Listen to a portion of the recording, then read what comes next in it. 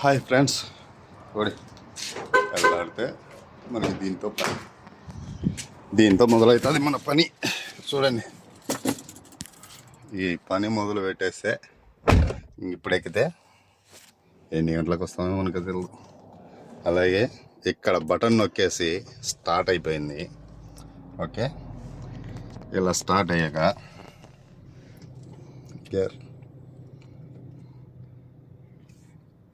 First AC on చేసుకుందాం.